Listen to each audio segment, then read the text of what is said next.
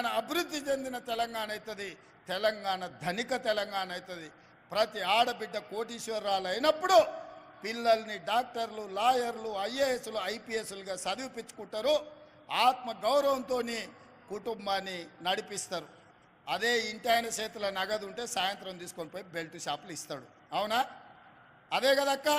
అందుకే మా ఆడబిడ్డల్ని కోటీశ్వరులను చేయాలన్న ఆలోచనతోటి ఈరోజు మా అధికారులను, మా శాంతాకుమారి గారిని, చీఫ్ సెక్రటరీ గారిని, మా సందీప్ సుల్తానియాని, అదేవిధంగా అనిత రామచంద్రన్ గారిని, మా సీతక్కను, మా సురేఖక్కను అందరికీ నేను చెప్పిన, ఏది ఏమైనా పరేడ్ గ్రౌండ్లో 1,00,000 మంది ఆడబిడ్డలతో సమావేశాన్ని ఏర్పాటు చేయండి అని 48 గంటల ముందల చెప్తే 48 గంటల్లో 1,00,000 మంది ఆడబిడ్డలు పరేడ్ గ్రౌండ్లో కదం దొక్కి మహిళా శక్తిని ఇవాళ నిరూపించారు.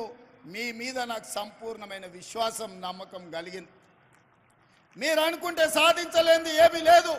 ఇవాళ నేను మీ స్టాళ్ళు చూసినా, మీ నైపుణ్యం చూసినా, మీ కష్టం చూసినా, మీ మార్కెటింగ్ చూసినా, మీ ఆడబిడ్డలందరితోని, సంఘాలతోని, సభ్యులతో నేను మాట్లాడినా. వాళ్ళతో మాట్లాడక నాకు ఒక మాట అర్థమైంది. మీరెంత మంచి ఉత్పత్తి చేసినా మీకు అమ్ముకోవడానికి ఒక మంచి వ్యాపార కేంద్రం లేదు. ఇవాళ రేపు బట్టలు, షాపింగ్ మాల్స్, చెన్నై మాలు, ఆ మాలు, ఈ మాల్ అని పెద్ద పెద్ద లైట్లు పెట్టి వాళ్ళు అమ్ముకుంటారు. కానీ మా ఆడబిడ్డలు అమ్మాలంటే ఎక్కడ ఏమీ లేదు.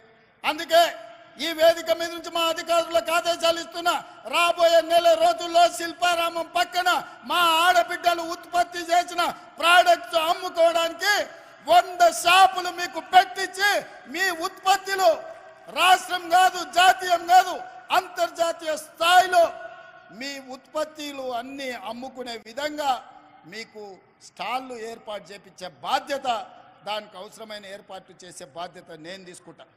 నెల రోజులు తిరిగే లోపల శిల్పారామం పక్కన మా మహాలక్ష్మి గ్రూప్లకు స్టాళ్ళు ఉంటాయి.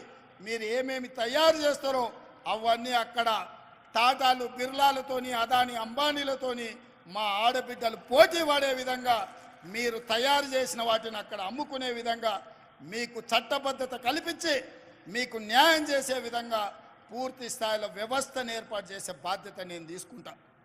ఇవాళ నేను మీకు మాట ఇవ్వదలుచుకున్నా, 1,00,000 మందిని 5 ఏళ్ళు తిరిగే లోపల 1,00,000 మంది ఆడబిడ్డల్ని కోటీశ్వరులను చేసే బాధ్యత కాంగ్రెస్ పార్టీ, ఇందిరమ్మ